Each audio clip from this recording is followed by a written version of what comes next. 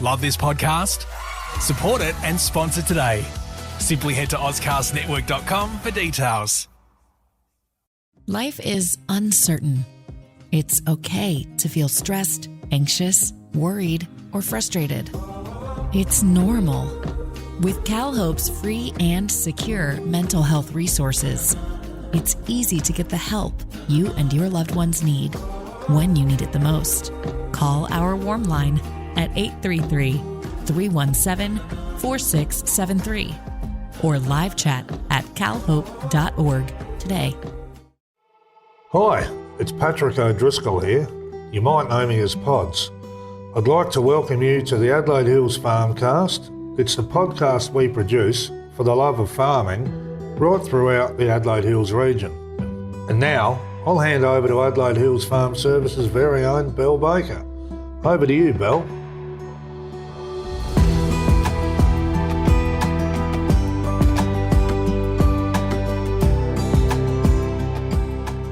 Hi there, welcome to this month's Adelaide Hills Farmcast, the podcast that gives you a handy list of jobs you could be considering for the coming months on your Adelaide Hills small acreage farm or lifestyle property.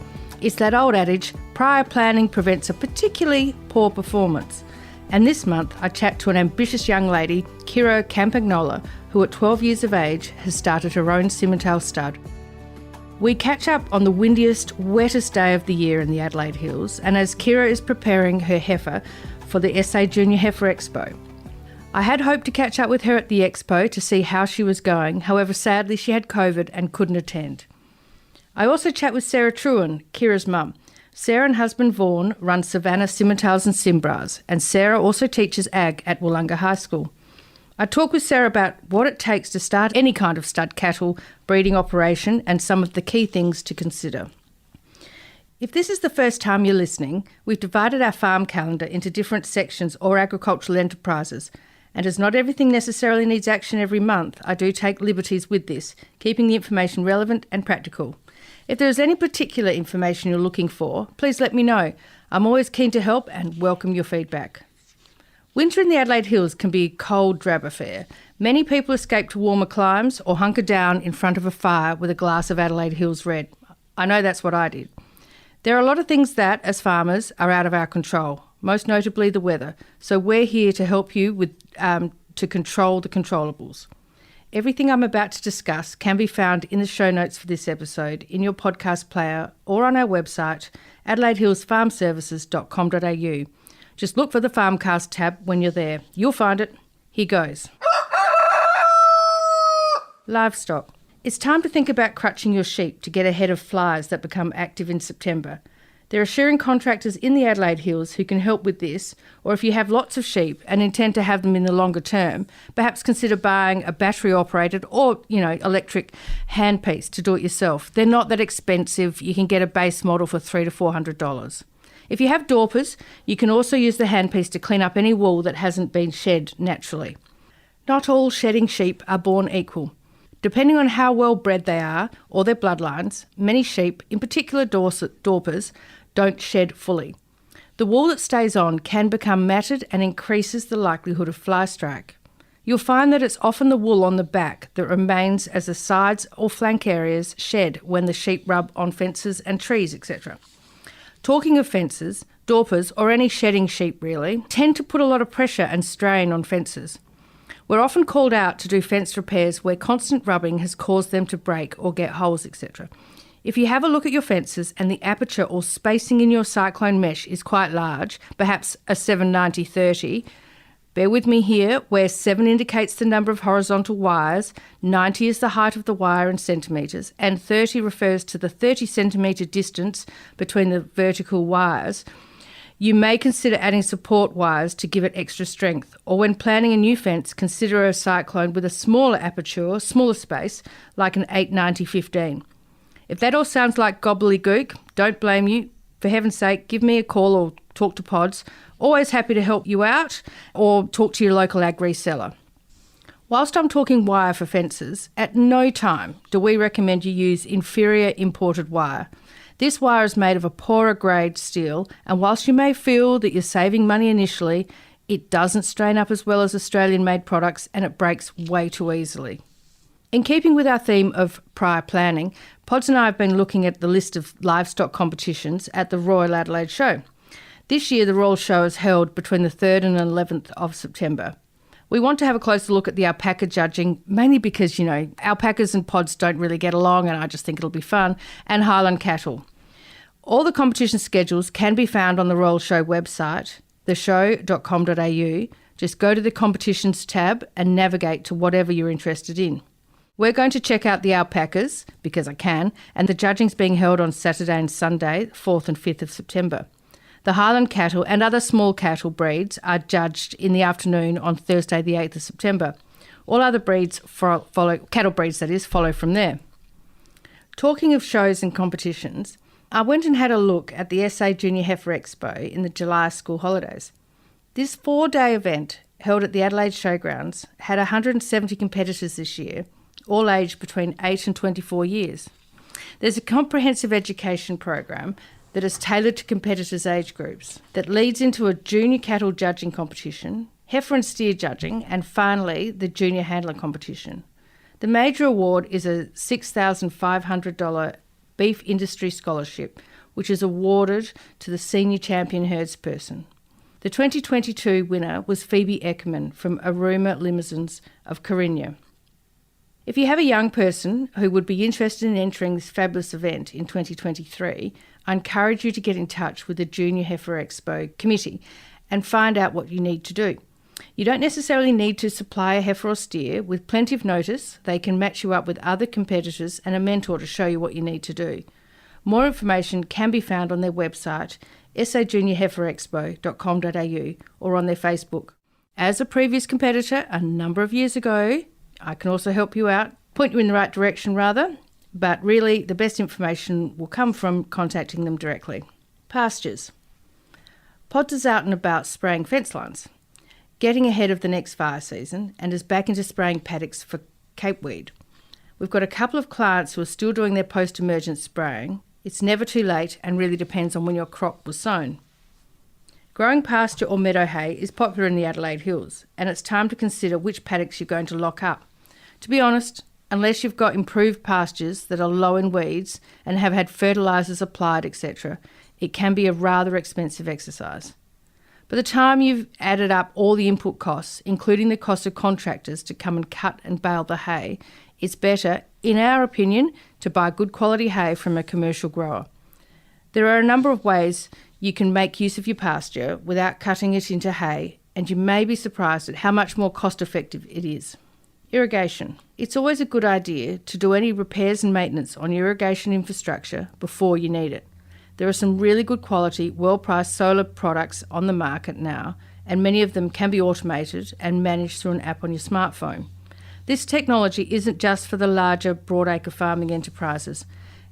If you're not out on your property every day, these advances in technology can be a big help, particularly when you have livestock to look after.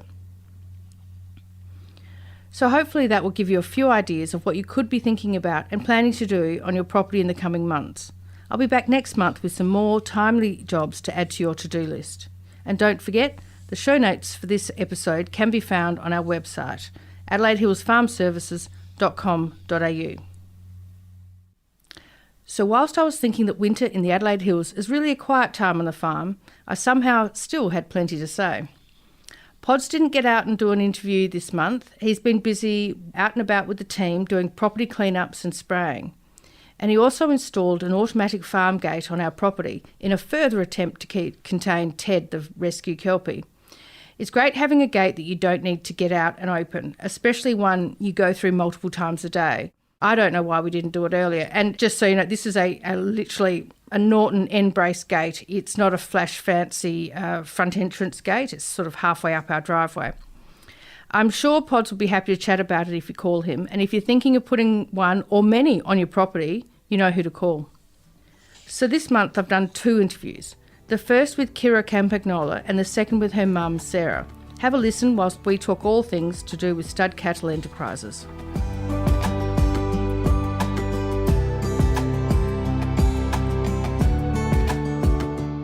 Hi Kiera, thank you so much for joining me on the Adelaide Hills Farmcast. I know this is a really busy time for you as you prepare for the Junior Heifer Expo this week. Yeah. It's a bit rainy out there today though, that's putting an interruption into things, isn't it? Yeah. Yeah.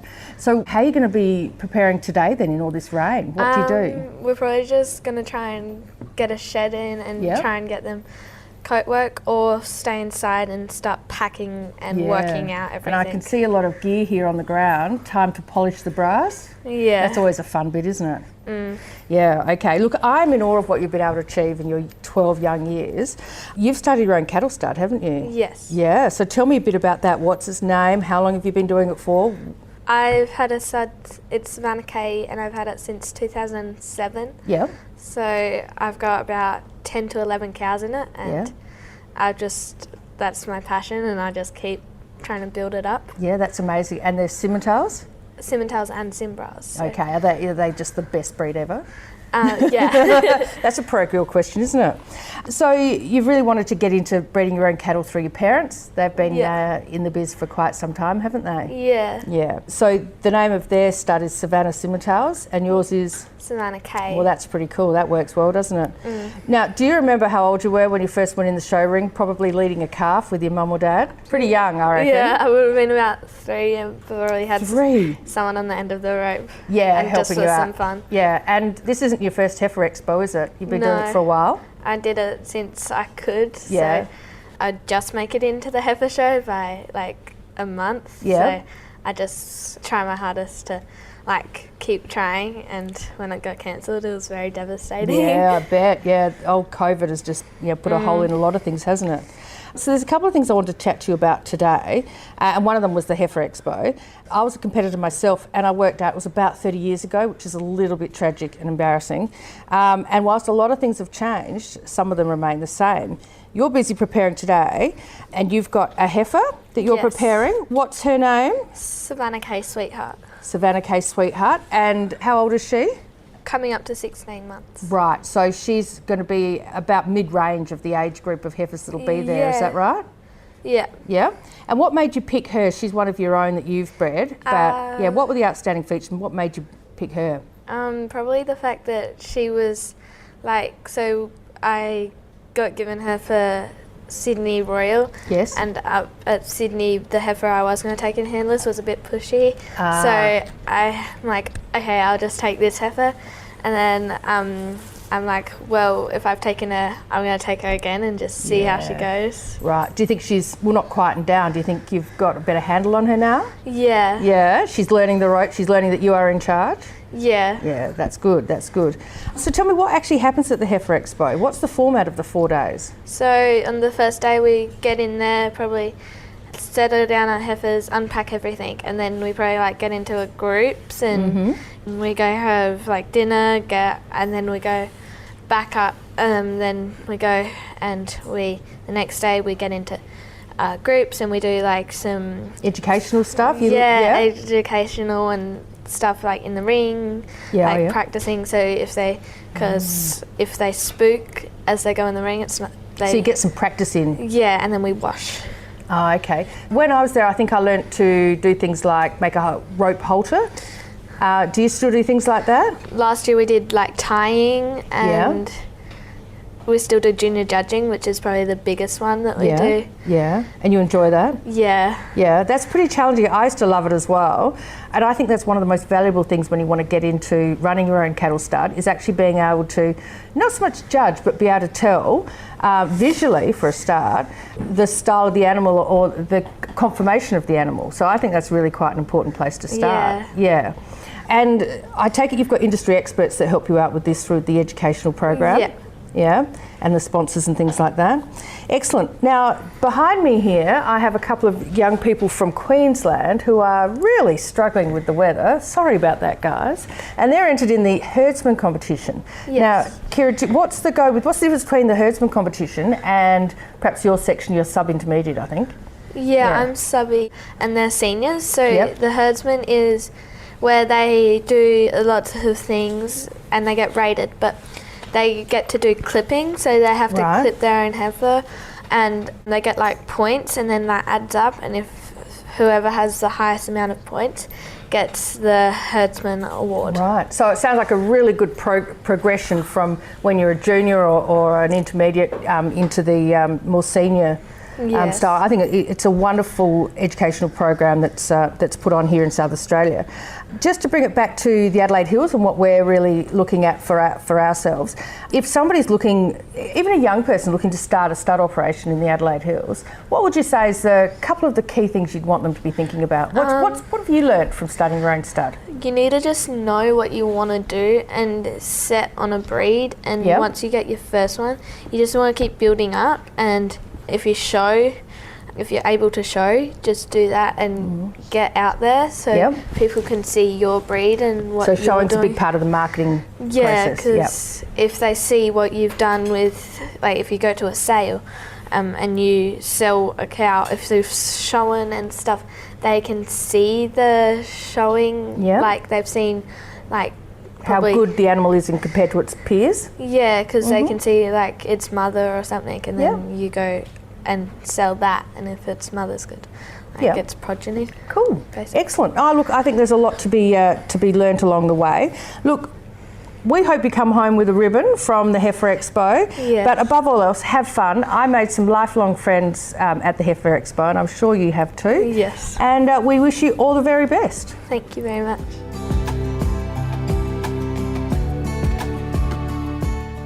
Thanks for joining me, Sarah. Gorgeous to talk to Kiera, and what a wonderful young person getting into the industry. That's fantastic. Now, just thinking about people who have lifestyle properties or small acreage in the Adelaide Hills, and people who want to get started with stud stock or start a cattle stud, what do you suggest that they need? What are a few things that they need to think about first? I think it would be really the objectives and the goal setting of where they want to go. I don't think necessarily they need to have a specific acreage or a specific property design. It would be a intention or a goal to achieve something in the future with the cattle that they are breeding. So it might be a desire to have quiet cattle, or a desire to make a genetic gain in temperament. Okay. That would be driving where they want to go. Sure. So for someone, their goal might be to sell bulls into the northern market or even down south, and they might be looking to produce terminal sires. Yep. Would they be looking at a different kind of operation to somebody who's perhaps breeding Highland cattle or belted Galloways, perhaps for a more unique, smaller market? Exactly. Well, knowing your market before you start this is probably the most important component. Yes. So if there is no market, there's probably not much point in starting. But having the market should be what really inspires you to want to get involved with this. So Highland cattle for high quality hide production, or again, they do produce good meat. On a small acreage, if there's a market there for it, there's a real place for it within our industry. So hobby farmers or lifestyle farmers can capture a niche market that would exist. Okay. And the beauty of seed stock cattle is you know everything about them. You have the opportunity to obtain animals that have been heavily recorded, whether it be previous lineages or previous sires and dams, as well as having important data like birth weight and docility, temperament, calving ease, all of this kind of stuff, which gives you a quality assurance in your own program and to your clients, but it also gives you the ability to have great control over your future. Yeah, absolutely. Do you think some people who sort of want to get it started in this perhaps start with the visual aspects of starting a stud cattle operation rather than focusing more on the data? And would you say it's 50-50, or do you think people should focus more on the data and perhaps what's gone before? Well, it's my personal belief that it doesn't matter whether your farm is small or massive, it's a difficult career, it has its challenges, and you commit to that career. So I strongly believe you've got to love what you do. Yes, and you've absolutely. got to love what you look at doing. So I think there's a real aesthetic component to your breeding objectives. So if you enjoy looking at a certain style of animal, then that's a great place to start with the visual aspects. But if those visual aspects are heritable and they can be passed on, well, then that's when you can really create your style. Yes. And then that can be supported by data. Yes. So, if you love looking at a big, beefy animal, well, then you can start to record weight at different points of that animal's life. Yeah, excellent. No, that's really good advice. And where do you think the show scene comes into all this and showing cattle and even Heifer Expo things as far as a marketing tool? Do you think people who start their own cattle stud should be looking at getting into showing immediately and where would they go to for that kind of advice? Yeah, so the showing aspect has changed over the years, but it has been historically used as a marketing tool. I think for many now it's a lifestyle as well. People get a huge amount of enjoyment out of it. Where something like the Heifer Show comes into now is educating our young people. Yes. It's about upskilling them for the future and making sure that they're exposed to really key industry people who have had excellent career experiences and can impart that on the young ones. And it's about creating their own networks. So as the cohorts that go through. Hence we're sitting here today because of exactly those networks. Exactly, because we've had that together in the past. Yes. Yeah. So it's about giving that to the young people. But for showing also, like it's been for 175 years in South Australia, it's about taking what you have and comparing it to what someone else has and benchmarking it. Yeah. Because farming is such an isolated industry, but if you go to a show, you can see where you're at in comparison to others. It is subjective, so you take the person's opinion on the day. Absolutely. But you can always learn. Yeah, so if you had a breed in mind, would you then go to their association, their breed association, which might not be based in South Australia? I mean, where do people go? Do they just start hitting Google? Do you think they should go to a show, go to the Royal Adelaide Show and find this information out? Yeah, so I would always advise people to get involved by, first of all, you could Google a breed society, and the Federal Breed Society for all breeds will give you a list of members in your local area. That's right. And picking up the phone and giving them a buzz. And do you think they're going to be open to having another competitor in the market? Well, if a breed is strong, you're going to have multiples. Yes. So, in our Simmental breed, there's been a growth in the number of people being involved, and we love to see the younger ones become involved in particular. Yes. Because that's our longevity, that's our future. If people want to be involved, we must be doing something right. Oh, look, I couldn't agree more. Thank you so much for your time today, Sarah, on this very, very rainy, windy, misty day. We appreciate you taking the time in the lead up to the Heifer Expo. It's a pleasure. Thank you for the interest. Before I go, I just want to mention Half a Cow. halfacow.farm is a new online business based in the Adelaide Hills that makes it easy for you to buy meat from your local farmers. We hope to interview the team behind Half a Cow in a future Farmcast, but in the meantime, I don't want you to miss out on the opportunity to win half a cow, literally, plus a freezer to put it in. Make haste, get onto his website ASAP so you don't miss your chance to win. halfacow.farm. Get on it. Thanks for listening to the Adelaide Hills Farmcast. We hope you've enjoyed this month's episode and jotted down a few things for your to-do list. You can leave comments and send questions on the show notes page for this episode, which is on our website, adelaidehillsfarmservices.com.au. Just click on the Farmcast tab and look for the August episode.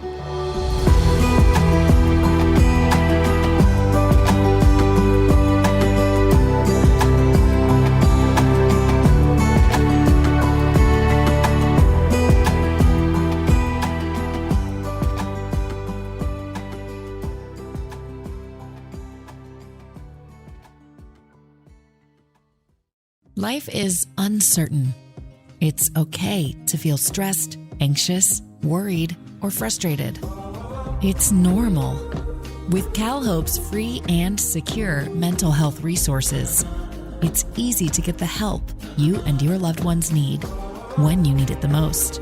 Call our warm line at 833-317-4673 or live chat at calhope.org today. Love this podcast? Support it and sponsor today. Simply head to AuscastNetwork.com for details.